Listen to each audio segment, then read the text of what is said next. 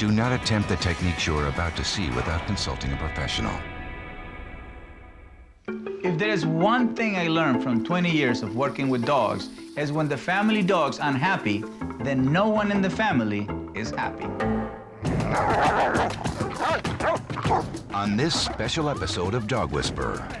Hey, it's okay. He's always aggressive towards us and towards anybody new that comes into the house.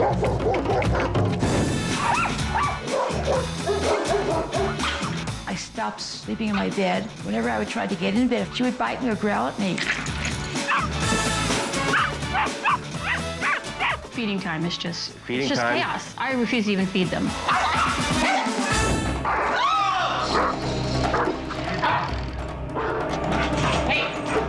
He's primarily the most difficult to deal with walking because he attacks me. In this special episode of Dog Whisperer, I give you the tools you need to avoid these situations and make your dog a happy, balanced member of your family. When good dogs go bad, there's one man who's their best friend. Cesar Millan. No dog is too much for me to handle. I rehabilitate dogs, I train people. I am the Dog Whisperer.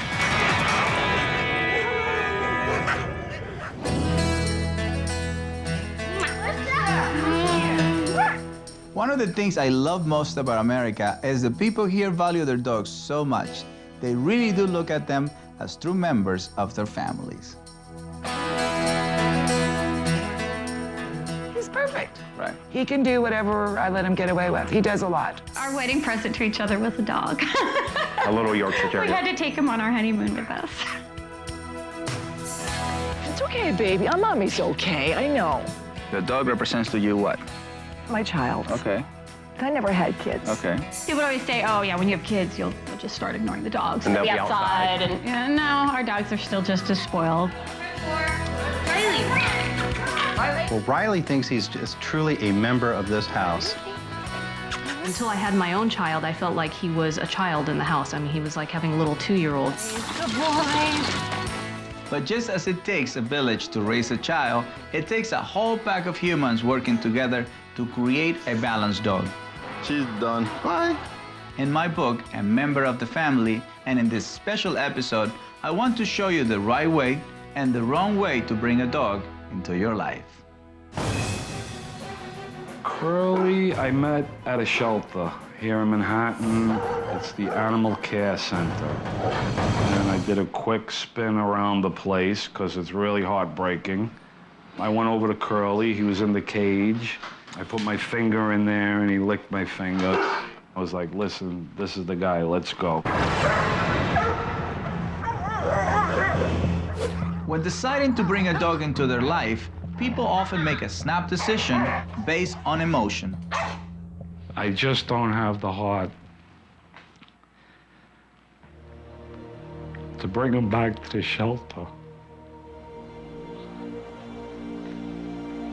I don't have the heart. And I might have to. Choosing the wrong dog for the wrong reasons can result in pain and heartache for the entire family, and sometimes an even worse fate for the dog. I want to share with you some of my secrets for choosing the perfect dog for you. Most people get a new dog in one of 3 ways: from a rescue group, from a shelter or pound, or from a breeder. Sylvia Ellis is a single woman who lives in a condo. Sylvia wanted a dog from a shelter, and I agreed to help her find the perfect dog.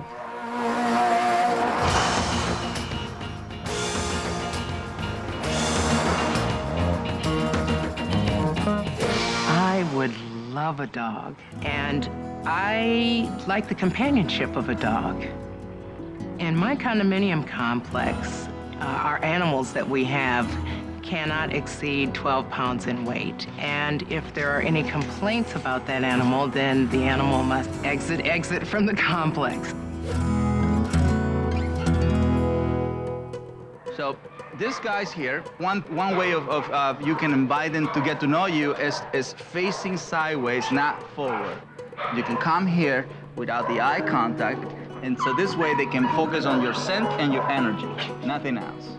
So this way you don't alter anything, and they get to show you who they are. So here we have the brown girl here with so much energy. Will be not the ideal energy. The energy will be way too much for your style of life. We want an active dog, not this active. So let's move on. Very friendly, look at that. Very friendly, very curious, looking for that. Not too mellow, right? You see the spark, you see what can I do for you type of thing, you know, but at the same time, quiet energy. See it? So you got this quietness, but at the same time, friendly. Right. Yeah. That's another good energy. See it? Calmly giving you more space. That's more the end product of a dog once is already connected to human. So once we come and meet, they automatically go and lay down on their place. Into the human brings them into the space. And we found one more possible candidate. Than anything, very foxy looking, you know. When I saw that first little, I guess he was a Chihuahua, it was like, okay, this is the one right here. He's the guy. He was alert, but he wasn't, you know, really hyper like Chihuahuas can sometimes be. He didn't bark. He was aware of everything around him, thinking, okay, this is the one right here. He's perfect. You like it? Yeah? Yeah. Once you see a dog or dogs you like, you need to see how they act outside the kennel. We chose 3 of the best candidates and watched them interact. When a dog goes into meeting a dog before the environment, people have to be more aware or alert of it. Once outside the kennel, 2 of the candidates immediately began showing signs of dominant behavior. Peg.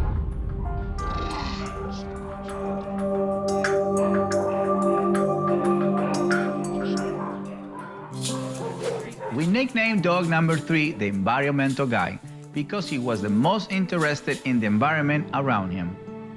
We took the other 2 dogs out of the area so we could spend some time alone with the environmental guy and continue to evaluate his energy and behavior. Nice, love it. He was not one that I really noticed, but he did have a nice, calm energy. He was more concerned about the things that were in his environment and didn't really care about himself and who he was in the midst of it all. So he just kind of drew me in at that point. Sylvia decided that the environmental guy was a match. Sometimes clients are seeking a companion to a dog already in the family. In cases like these, the choice of the right dog becomes even more important. Will Mommy hold it for you? Here. I've been attempting to get Buford another lady in his life, and I've tried different ways of introducing him. He just starts to shake and gets very upset and doesn't want to accept anything. He, I think, just wants me. I don't know. When Bonita Moser called me in to help find a female friend for her boxer Buford, I have to take into account both Bonita's laid-back energy and Buford's tendency to dominate. We're gonna go see Ursula? I brought Bonita and Buford with me to Boxer Rescue LA. The most important tip is to understand what energy is your dog and what state of mind he plays in your household. And then go and get another dog that is lower level energy than the dog you already have.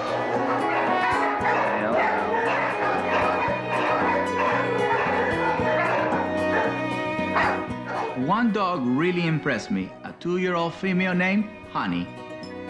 This is good energy. I picked her because she has a great energy that matches Buford's personality.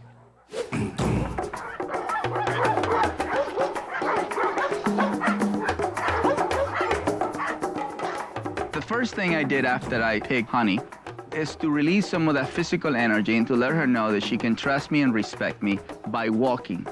So the walk and staying quiet and leading the dog gives them access for them to go into that comfortable, surrendery state of mind. Let me see you. Hi, Caesar. Before Buford gives me the approval, I want you to... Do you shake? Oh, you do, you do. Good girl. Good girl. Okay, let's go. You want to meet Buford? No, not like that. We're gonna do it my way. Okay. No excitement. I'm excited. You already went through the excitement, so wagging? I'm Okay. done. Okay. We're done with the excitement. Now we're gonna do the relaxation part.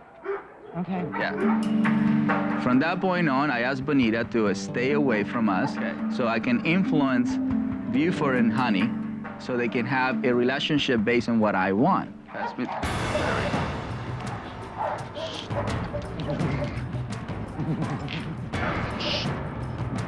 Relax, relax. So in the beginning, it was not easy for either or, Buford or Honey. They wanted to go after each other. But it's normal, right? Because Honey has been in the cage for a long time. Buford hasn't had social behaviors with anybody. Once I saw that they're not focusing on each other, then I asked Honey to come and smell Buford. This is good. See, finally, this is good. He's establishing. This is an establishment. There we go. We want him to make the first move. There we go. This is good.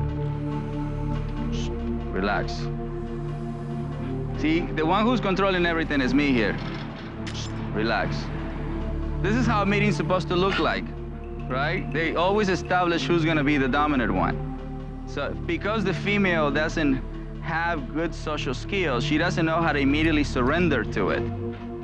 So there we go. This is good. This is good. Stepping on her, rubbing himself against her.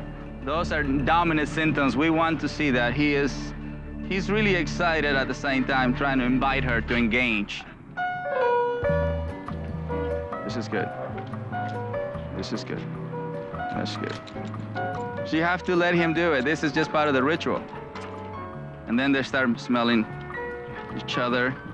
He have to do this. This is male behavior. This is how they have a relationship. This is how they say, you want to be my girlfriend? This is how they do it. There you go. Now the girlfriend is trying to do it back to him. Look at this. Look at his face. He's the happiest dog on earth.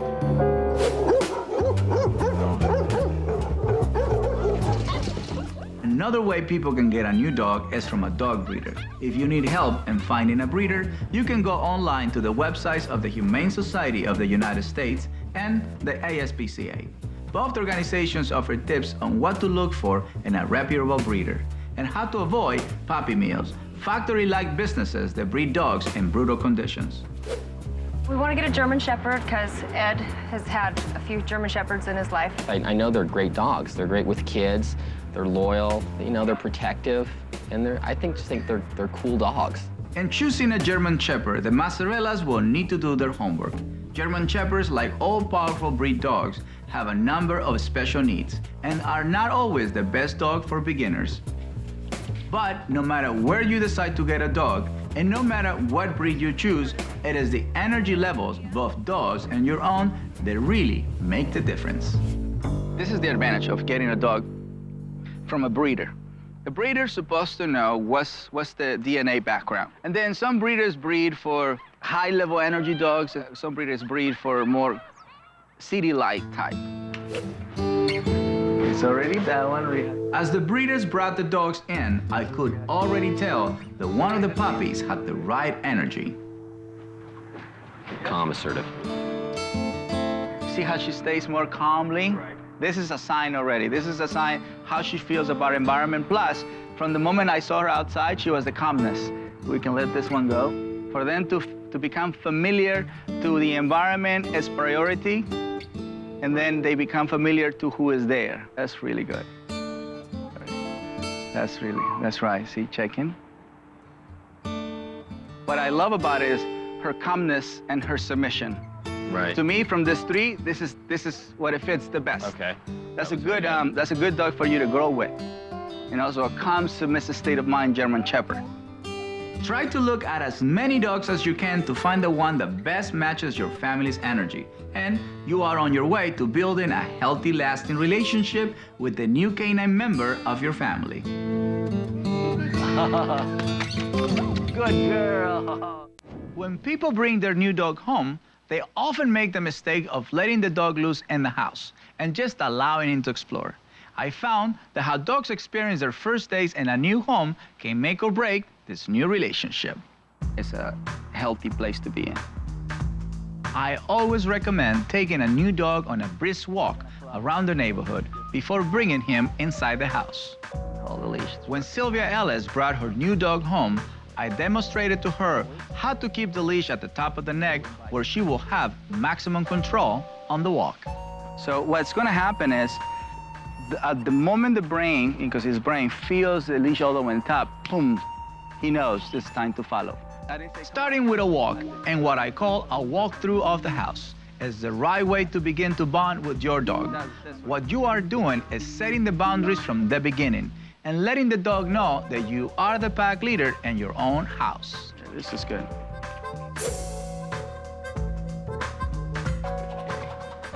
There we go, very important. This is like the main environment. Yes. Right, this is home.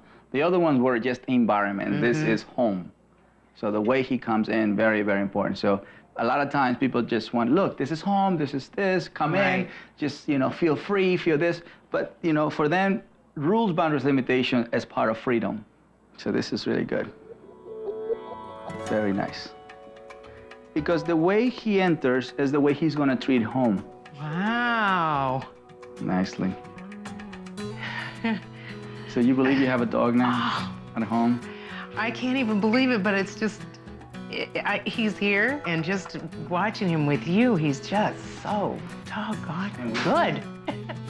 Not letting your dog know that your home is your castle can get you into serious trouble down the line. A lot of times, family members have tendency just to do whatever they want to do, and they don't really participate in the balance of a dog. Okay, good. Everybody is involved in raising a dog, especially when they have a balanced dog. But understand that if you don't follow certain steps, you can make this dog, who has no issue, dominant. Joe, come on. What can happen if you do start out on the wrong foot with your dog? Mauricio and Jimena called me in to help when their formerly well-behaved German Shepherd became dangerously possessive after the couple and their baby moved into a new house. Come on, Joe, come on. Once he's upstairs, he's always, you know, aggressive towards us and towards anybody new that comes into the house. Joey also refused to go downstairs when ordered. Hey, it's okay, it's okay. He just changed when we moved into this house. Though Joey had been well behaved before the move, Mauricio and Jimena had never re-established their dominance in the new house. Sensing a void in leadership, Joey took over. First impression, anger, fear, denial from Mauricio's side, and from Jimena's side, it was just plain fear. So what is Valerie going to learn? Anger or fear? I decided to go back to step one, the walk, to help the couple take back their rightful positions as leaders. There you go. So this is what you should have done before you came into the house. Look, this environment belongs to me. I was making sure he knew that everything counts.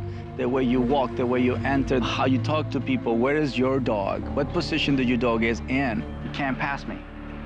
Claiming the stairs. You can't enter first. Then human first.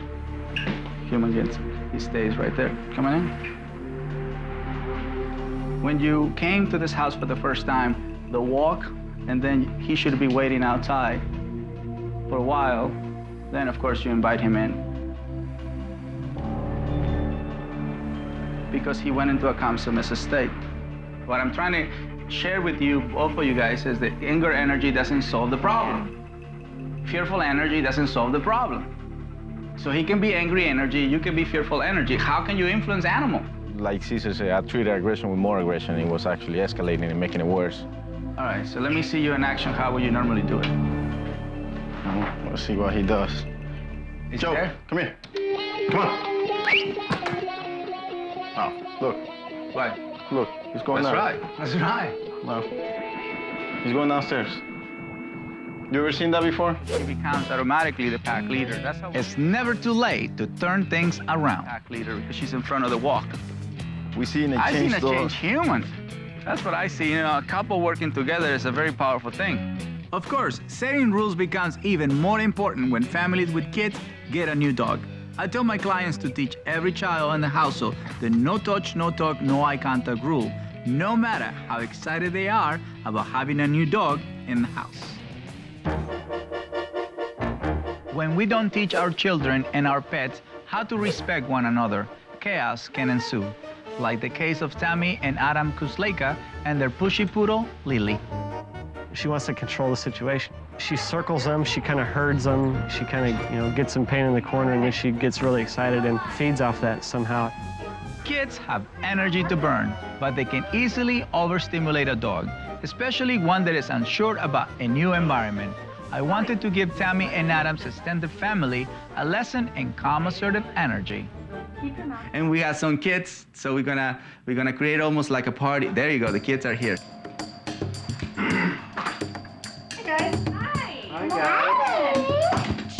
Kids are just like dogs. They are honest, they have integrity, they tell you exactly how they feel, what they do, how they do it. It is easier to work with them, they just want to be guided.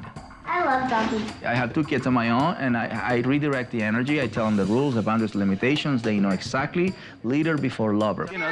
So before we talk to Lily, we have to make sure Lily is calm, then we can play with her. Knowledge gives you access to control dog. And then the consequence. See, this is the consequence of, because she will see him as a toy. So then I was like, oh, hello, she wants me to give her that direction. Now, would you open the door? Yep. And then you keep Lily over there. Hi, Dad.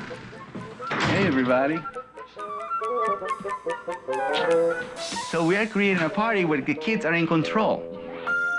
Yes, can you guys sit down on a circle? There you go. Thank you very much. What I would like for you guys to learn is to snap the finger. I like. You see what happened? Yeah.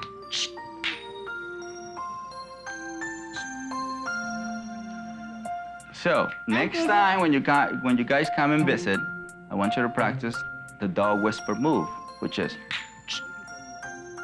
And then you can practice the friendship move.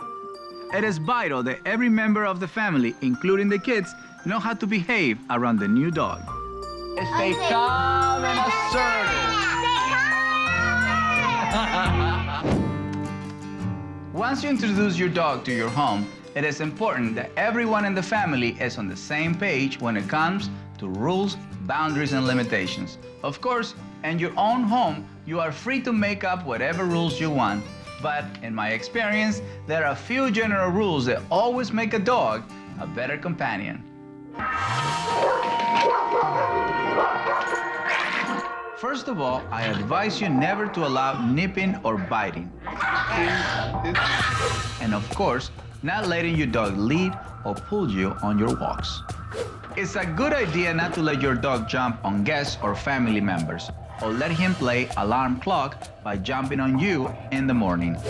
Both stealing food off counters or tables or stealing or destroying anything that belongs to humans are bad habits that can lead to serious disrespect down the road.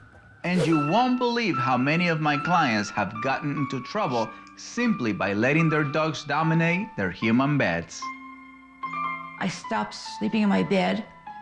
Whenever I would try to get in bed, if I went out for water or something, she would bite me or growl at me. So I went in the TV room, and that's where I've been since we're living here, a year and a half. Come here, baby. Come on. Come on, good girl. How are you feeling right now? I'm inside waiting for her to, ready to jump out. Are you? Yes. Good. Because you can create that. There we go. Wait, let me help you. No, don't touch right now. Don't touch right now. Shh, don't touch.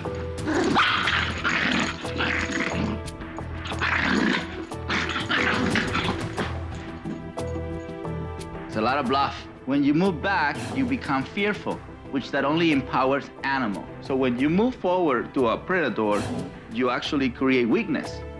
Come on, Snuffy, come on. Off. Get off. Come on, off the bed. Get off. Come on, off. Come on, Snuffy, off the bed. Come on. Okay, you stay off. No. She has to walk away from the bed, otherwise she never did the exercise. Okay. Come on, stay off the bed. Come on, off the bed. Come on, off. There we go. The most important lesson I learned was that I have to be firm with the dog and not let the dog rule the house. I believe every human in the pack needs to be a pack leader to every dog in the household. When certain family members avoid their responsibilities for setting and keeping the household rules, you are asking for trouble. Gregory, come feed your dog.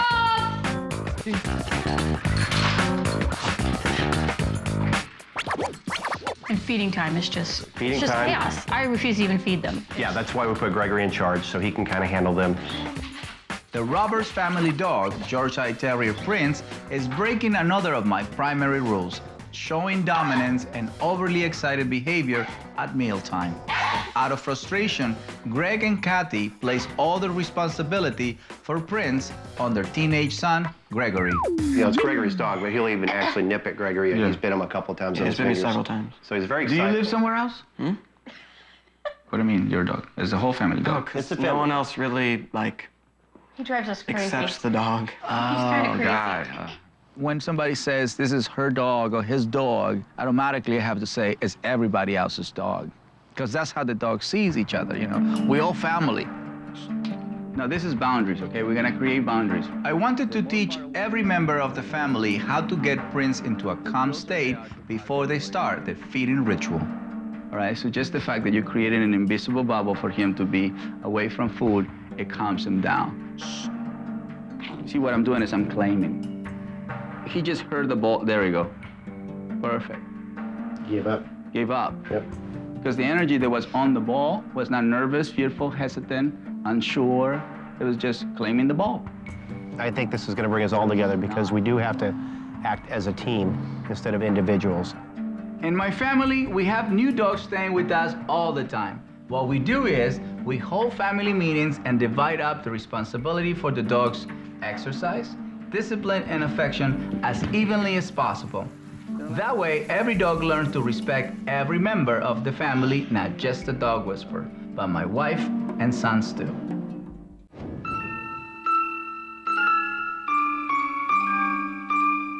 A marriage, a new baby, an empty nest, a death in the family. It's important to recognize that all these milestones and our human lives also have a ripple effect on the animals that live with us. But by being prepared, we can help ease our dogs through every phase of our human life cycle. Burl Bear and Judy Faye found midlife love over the internet, but their dogs, Isis and Tina, weren't exactly supportive of their relationship. Oh, God, are you two again? Oh, will you stop it? Stop it! Stop it! When the couple called me in to help, their situation had escalated to the red zone. Come on, kids! We could split because of this, that's the problem. I'm sorry, Burl, you better take her home, honey. Relax. Isis. They're not playing leadership role. We needed to begin to empowering somebody. And I know that in order for us to remove red zone dog, we have to remove the source where it becomes red zone. And the source of Isis was Burl. I strongly believe that the best thing for us to create a better relationship is during the walk. Are you going in front of Yeah. me, or? Dogs become partners or become team by walking. And dogs develop bond by walking, not by going behind walls. Once they're in that same state of mind, I'm gonna pass you the leash, but you're not ready to touch the leash yet. Okay. So I needed to empower the female human being to become the dominant one of two female dogs. Whatever comes automatically to you, as long as you stay in the zone. Yes. When Burl came into the picture, by that time, I was influencer dog, Judy was influencer dog, so now there's two pack leaders in the picture. Every time, become a pack. To be out there walking our dogs together, side by side, without them attacking each other, is nothing short of a miracle. And the dogs were dogs, and the humans were with humans. Thank you so much. Well, thank you for listening to me. Really appreciate it. Thank you. The birth of a baby should be a joyful experience, but if you're not the pack leader to your dog, it could spell disaster. Kiss me. When Suzanne became pregnant, she and her husband Rick worried about what would happen with their dog, Casanova. We're having a lot of problems walking him on the leash. It wasn't a big deal in the beginning. We did our corrections as per the trainer and so forth. And then one day, and I think it was shortly after Suzanne got pregnant, and we really started to see, now there was sound, there was growling, there was more of a stance. He started to pull the hair on the back of his neck was just standing up. Being pregnant, I had to stop walking him when I was about 5 months because he actually pulled me down one day and scared me. And so then every time after that I was walking him and I would tense up and see a dog, and I started to feel it in my belly. Who you are in the animal world is energy. So when you're nervous, fearful, tense, anxious, depressed, tired, frustrated, whatever. See that to animal represents instability. Right. The best thing you can do is to make sure you have firmly established yourself as pack leader before the baby arrives. Yeah, I'm right here with you. Rick and Suzanne did the right thing by using the months before the birth of their baby to address their dog's issues. This is off limit right here for dogs. Create firm boundaries in your home and any areas where the baby will be. No. For the first few weeks, don't let your dog too close to your baby. Make sure he maintains a respectful distance. The smell is normal, but more distance, a bigger bubble. The scent alone lets him know that he has to maintain distance. So that makes him very powerful. Make sure your dog is in a calm, submissive state whenever he's around the baby.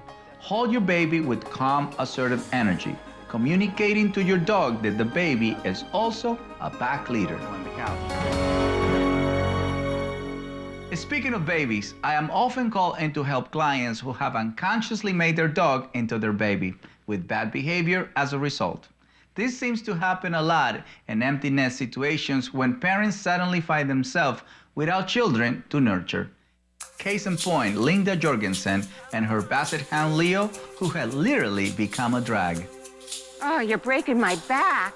I used to run a warehouse with 130 employees, and now I have a 10-month-old Basset Hound who basically is doing that to me because I can't come home and tell him what to do. It's insane, because now I don't know how to break what I've been doing in order to make him second and me first. It's an agreement that you have to do with yourself that it's okay to see Leo as animal, dog, breed, name, not just name, Basset Hound, human.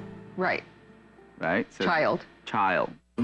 Normally at this point, I'm going to come in and I'm going to pick him up, carry him into the kitchen, lay him in his bed, put the gate up with, of course, the chair so that I can leave. You're doing the whole thing. Okay. But if we keep carrying him and carrying him and carrying him, we are conditioning him that that's the only way he comes into the kitchen. And because he's coming against his will, it becomes a negative place to be. Come on. In your bed. Good boy. Well. Does it feel bad? No, it feels great.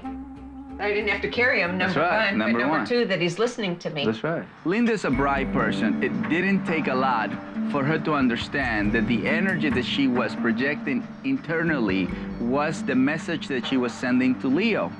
What he did with me for the day was put me back in the situation as though my kids were young, and it's really exactly how I raised and took care of them. I am the person in control.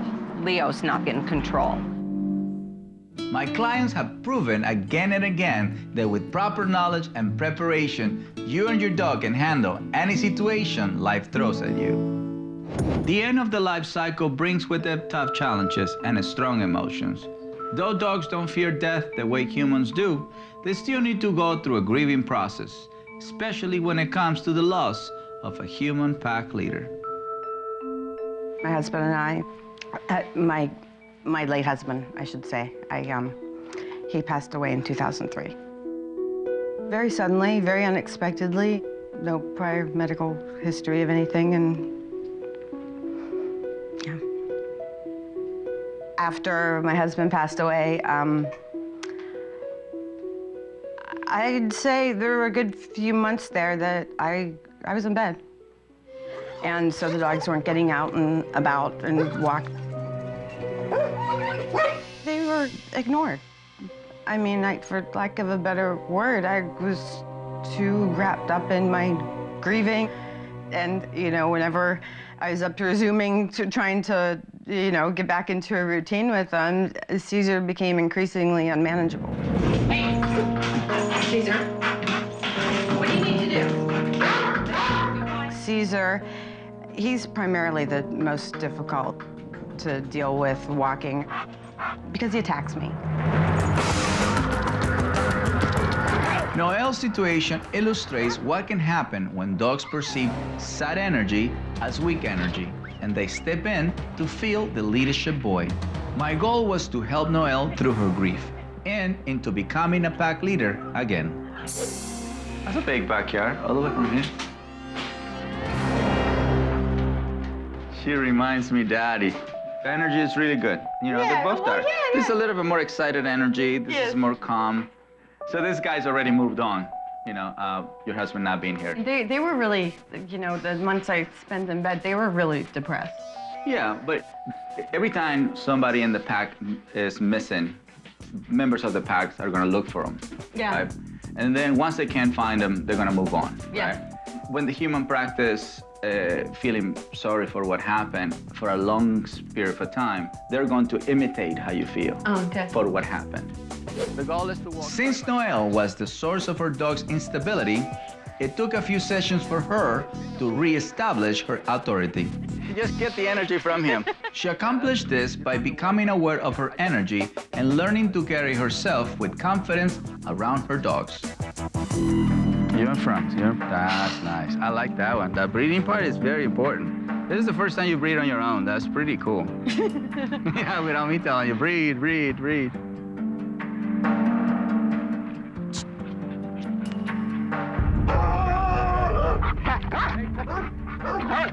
Hold on, wait, I got it. You got it? Woo! Oh, come on, you gotta accelerate that one. I got him, I can do this. This is pretty cool. I was like, I'm in shock, okay. Yeah, that gives you a lot of points. See, after dominance, look what happened. They calmed down. I mean, I was not expecting that, but she did it. I guess she's fed up with the scenario. In their natural habitat, dogs go through lethargy, depression, and sometimes confusion after losing a pack member. But after a few weeks, they're ready to move on. When dogs live with humans, we often get in the way of their natural mourning process when we ourselves are not able to move forward. Often, people like Ron and Amber Oberman make a bad situation even worse by deciding to bring home a new dog too soon. The first Great Dane we had, we rescued. His name was Calvin, and he was an amazing dog. We got Violet from a breeder when she was about 2 months old. Both the Obermans and their Great Dane Violet were devastated by the death of their other dog, Calvin. And we said goodbye to him here at the house. They tell you he's going to take a deep breath, and then he's going to be gone.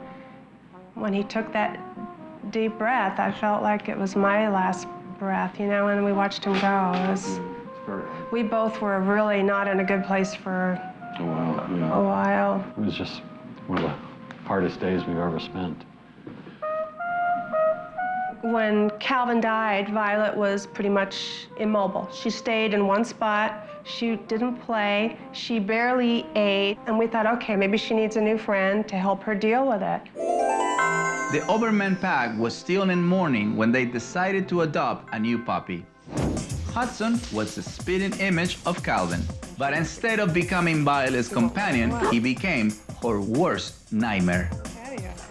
We can't let them be together alone in the same room. We let them outside, and he won't even let her go up the hill to relieve herself. He will bite her while she's relieving herself, so she will not even go up the hill anymore. When a dog senses there is no leadership in the house, they immediately take over. He doesn't know that you're doing a replacement. He doesn't know that you lost a loved one. They just know that when they came into the house, everybody was in a, mourning the dog that passed away. So that makes you weak in the animal world. They see you as the energy you're projecting from the moment you walk in. So every time you go after Hudson, you gotta put that in mind. Hudson, I am the boss. Hudson turned out to be a born follower. It only took a few moments for him to yield his leadership position to me.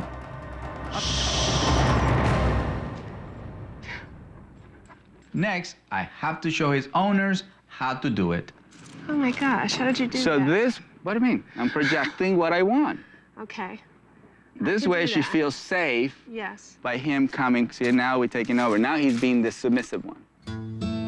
So we're switching the state of mind. Right.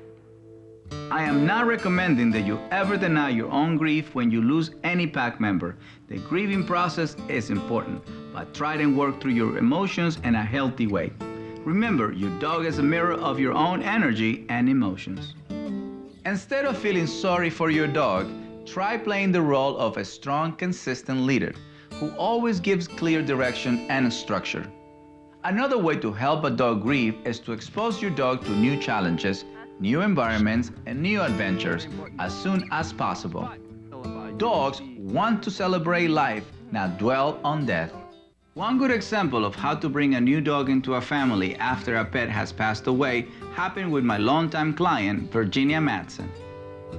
Virginia and her son Jack suffered the loss of their beloved shepherd mix, Dixie. But they did the right thing by waiting until they knew both they and their French Bulldog Spike were truly ready for a new member of the pack. It's going to be really exciting having another dog, you know? Yeah, because Spike kind of needs a companion, we thought. And we have room in our family for another dog. And, you know, we have the time, so we can adopt a new member of the family. Yeah. This was one of those cases where the only thing we needed to do is to bring the right dog home. The best thing I can do is to choose another dog that is balanced, so they don't have to change anything about it. The ones I really like is the furry one and that one right over there. After examining the rescue dogs, Virginia and Jack each selected their favorite. Now, Just put it up there? No, right there. There we go. So let's see the behavior. What we're doing is we're testing right now what's the temperament, you know, how does she behave under a stranger just touching and put him on her lap. Some dogs will do this, yeah, shaking, you know, but she's not. So that's a good match right here. Spike. Oh, I love that one so much. Oh, I love this one, Mama. Mama, I really love this one. Now let's see them in an environment where we can just let the leashes go. Well, see, that's the thing with the males. And that could create competition. She's more submissive to the environment versus the male is already becoming dominant to the environment. I know you're attracted to him over there. To the male. But look, he's claiming the bed already, and he just came in. If you don't see those signs and you only focus on how cute the dog is, this is how people pay the consequence. Oh, see that? some tension. That's the tension that you don't. That's right. Now, when they do that, you have to touch back, because that's disrespect to you. Just look at that. See? Now he's claiming you. Shh. Hey. Foxy's already exhibiting some of the symptoms that we should pay attention to, because he's already becoming dominant to the environment, and he's only been here 5 minutes. See, that's one great thing about her, that you are totally foreign to her, but she surrendered to your touch. That's a big deal. Buddy, you know what I mean? Oh, look at that, see? He misses Dixie. Let's pick you. Come on, let's pick you. Even if you lose a dog and you can't see it or you can't feel it, that doesn't mean that it's not there. It's always with you. There's always a little piece of him in your heart. Adding a dog as a member of your family should be a wonderful, positive experience for everyone involved. To accomplish this means being a pack leader from the moment you first bring your new dog home to the moment you and your dog say your final goodbyes. My book, A Member of the Family, offers more in-depth information about the concepts I cover in this special program. Thank you for joining us, and never forget to stay calm and assertive.